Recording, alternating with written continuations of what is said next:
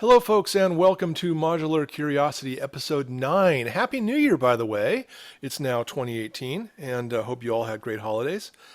In this episode, I'm going to go through as many of the Befaco modules as possible, see if I can get through all of them. And at the end, I found even more cool stuff to do with the Rampage. Now, we just did an entire episode on the Rampage. Well, it turns out it's even cooler than we thought last episode. But let's just jump right in. Okay, we'll start with the even VCO, which is a typical oscillator. One of the things I like about it, a couple things, is it has a nice octave switch, which make it really easy to work with. It has all the typical outputs. Here's a triangle wave, as we can see right here. We have a sawtooth wave. We have our sine wave. We have our pulse wave. And the pulse wave,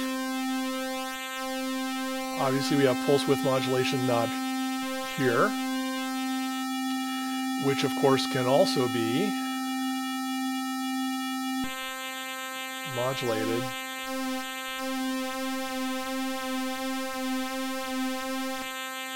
which is always fun. But we also have, because it's the even VCO, we have this new waveform, the even waveform. And what that is, let's see if I can lock this in. There we go, there we go. Okay, this is just a very weird waveform. So what is this? This is a waveform which emphasizes the even harmonics. And it's a complex waveform.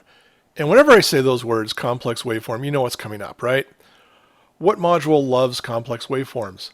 Filters love complex waveforms. So let's see what this even...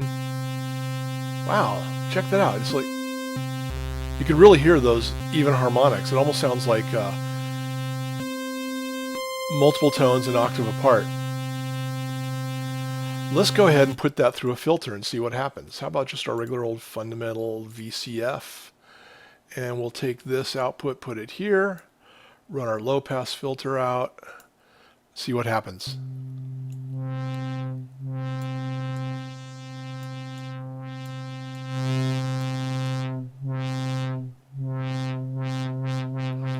Yeah, it does seem to have... Whoop.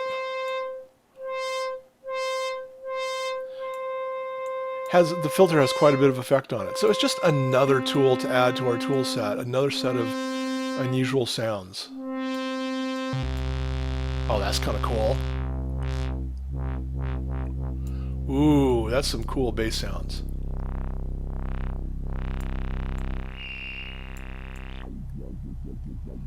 How neat. Oh, I'm going to use that in some nice drones. Get a real nice low drone sound. How cool. But let's move right along.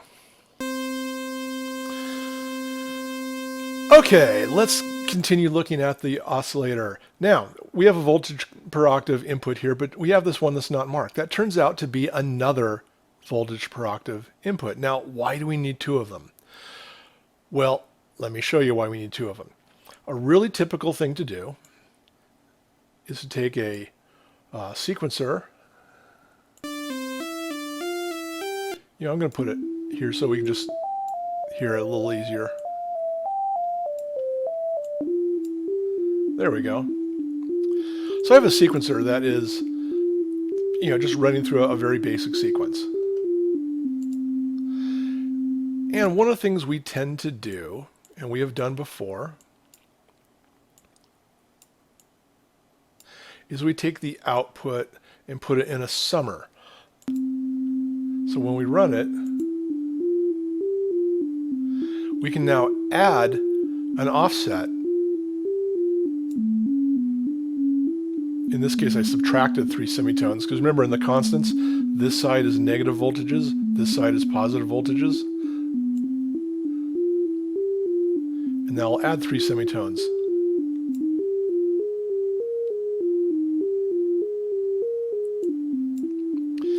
And quite often we'll do something like,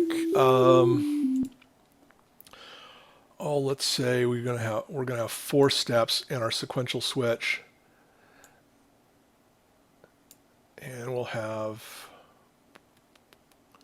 Oh no! I know what we'll do. Output will go to here and say we're going to have that one, and we're going to use this gate to step. And what happens? There we go. See, and we're just stepping through different harmonies.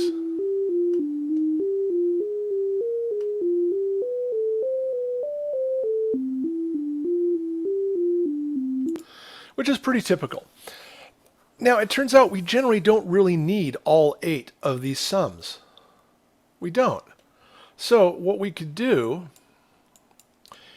is it turns out that the even VCO actually has a summer right in it. We can skip this entirely and just use the other input. And now, there's our offset. So we get rid of that entirely.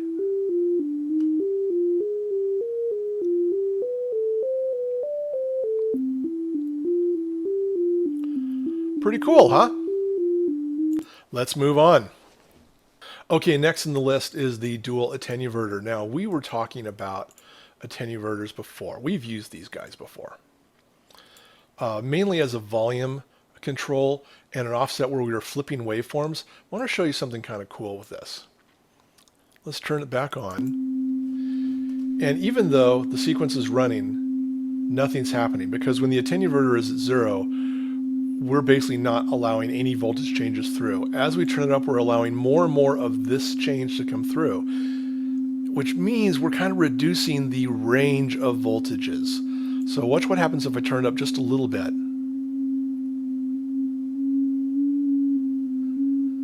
It doesn't really sound like our sequence, does it? Let's get rid of that. We don't need that right now.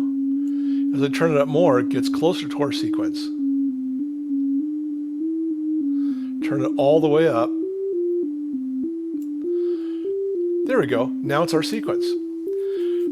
Well, you might remember that we use the dual attenuator on the other side to flip a sawtooth wave from one direction to the other. I just realized, wait a minute, these are voltages. We can flip them the other side.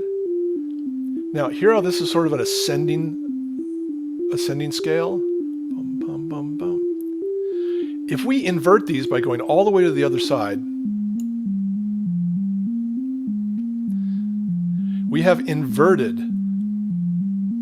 Yeah, we've inverted the signal. We've inverted the entire sequence.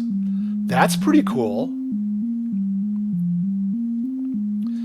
Okay, what if we use that in conjunction with a sequential switch? Let's try it. I think I'm going to move this up to maybe a 5th, maybe a 3rd. There we go. And we'll run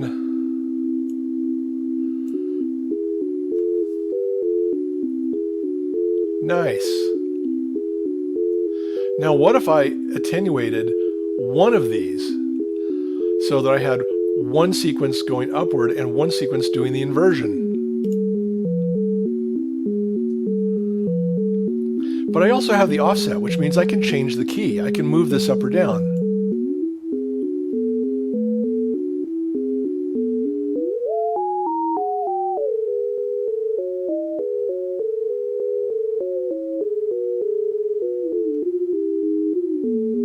Or I could drop it down. I can't even hear it down there. How's that? We're getting harmonies, dual harmonies, out of a single sequence. And we're changing keys. All using a dual attenuator. Lots of neat ideas. Lots of cool things we can do there. And of course, we have 2 of them. All right, let's keep going. What's next? All right, let's look at the slew limiter. And I'm going to get rid of, we'll see, I'll disconnect the cables from this, disconnect the cables from that. And we're going to come in and out.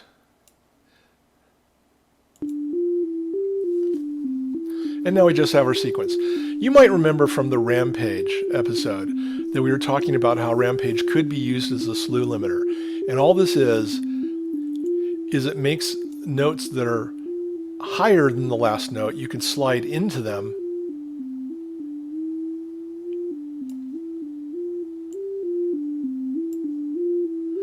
Here, every time the note's going up, it slides. And we can change the shape of the slide. It's really slow.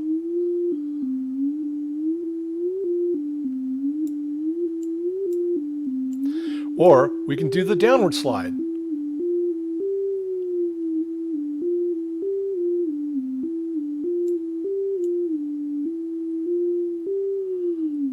Wow.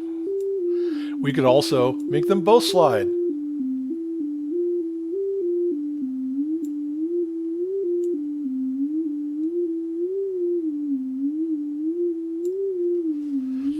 And of course, this rise and fall can be controlled by control voltage. Interesting. All right, let's keep going. Okay, folks, well, the next one we're going to look at is the mixer. And this is pretty straightforward, but it does seem that every Befaco module has something a little extra, something a little cool to it. Like, you know, the VCO had the extra even output, and it had the summing, the 2 summing inputs for voltage per octave. Kind of cool. The mixer, think, oh, it's just a mixer. We're just going to mix 4 things together, have a single output. It also has a little trick to it, which I'll show you in a moment. Okay, so what I've done is I have 4 oscillators tuned to different notes. I have this one going to input 1, this one to input 2, this one to input 3, this one to input 4, and I could simply set the volume of each one. So I have a root. Let's turn this up a bit. I have a 4th. I have a 5th above. And I have an octave above. And of course I could bring any voice in or out.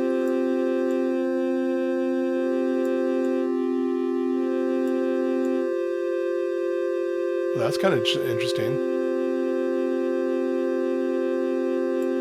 Okay, so what if we use this other output? It sounds exactly the same. But this one says plus, that one says minus. What if I use both of them? Okay, that's weird.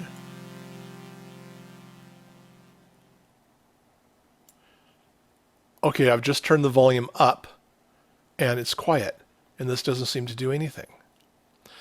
Okay, well, think back to, I think it was episode 2 when we were talking about oscillators, and we talked about phase cancellation. Well, what's happening is that this output is in phase. This is the exact same output out of phase. So if we bring the 2 of them together, they literally cancel each other.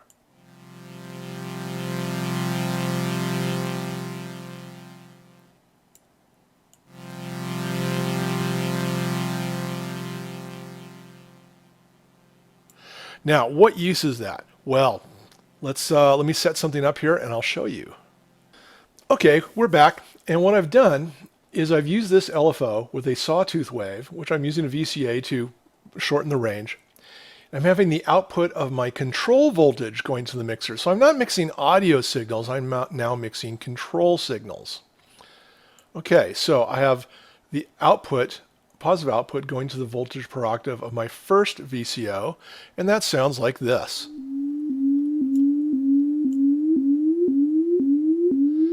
And in fact, I bet I could even get rid of this VCA because that's basically what this is doing. Yep. Now, my second output is the minus output. I'm going to go to a different oscillator. And what I'm doing is I'm using the phase inverted. So as this is going up, this one is going down. So I'm using the other inverted phase from the mixer to have 2 different control voltages off of a single LFO. Let's see what that sounds like as I bring it in.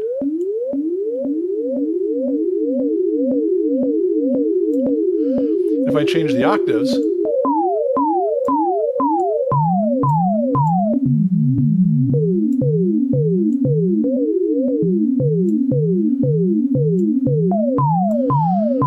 what if I move this, say, up a 5th?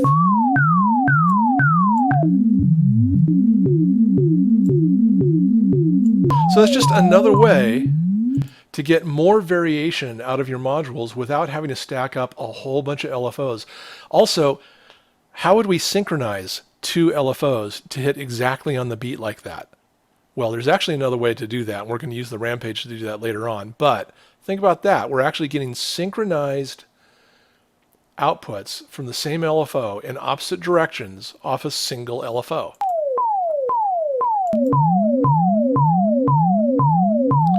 And we control the range of both of them from one mix knob.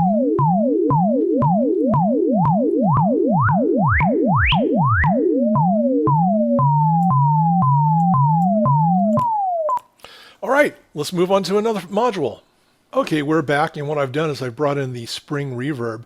Now, what do I mean by reverb? Well, it's that echo that makes it sound like the room is bigger. So here's what I've done. I've taken our little sequence.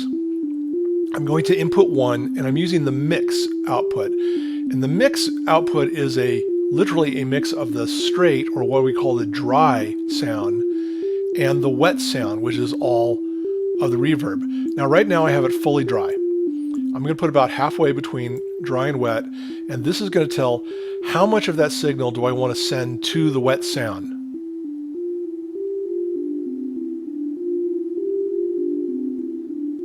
Hear how the room sounds bigger?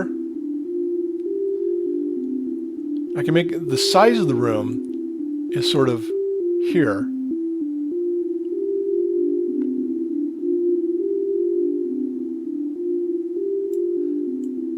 We also have the wet output.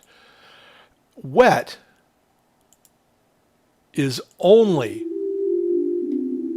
the reverb.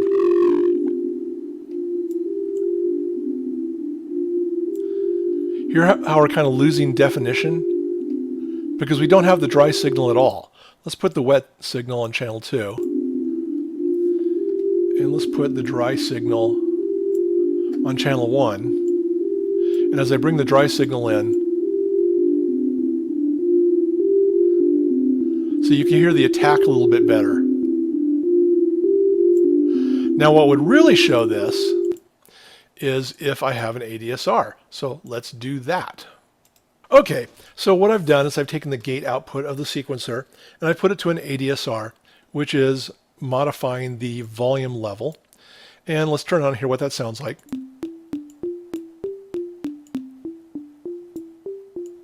Maybe give it a little more, no, not too much release. I want to have nice discrete notes. Now I've got that running to my input and the mix output. Now notice the mix I've got turned all the way to dry. So that means we're not hearing any spring reverb. As I move it more towards wet, we're going to blend the wet into the dry.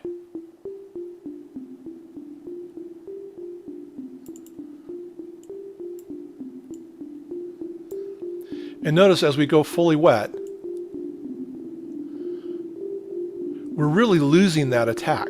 Well, that's the same thing would happen if I just did that. So basically the mix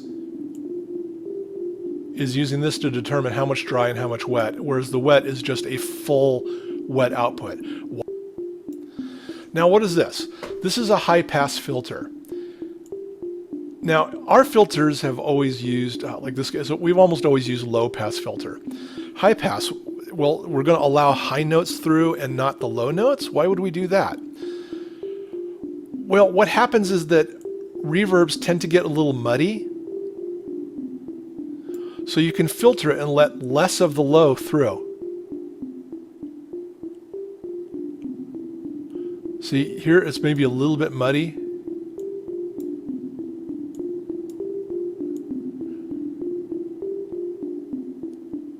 There we go. And I still have the reverb, but I'm not quite losing, it's not quite as mushy sounding.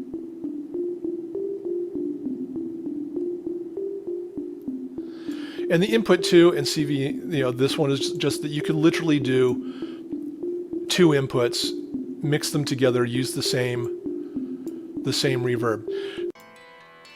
Hey folks, Greg here. You know what? It turns out there is so much information in the Befaco modules that I'm going to split this into 2 videos. So, this is episode 1. Please, if you enjoyed it so far, like and subscribe. That would really help me out. And join me in the next episode for the other half of the Befaco modules, in what would be Modular Curiosity episode 10. And until then, as always, stay curious.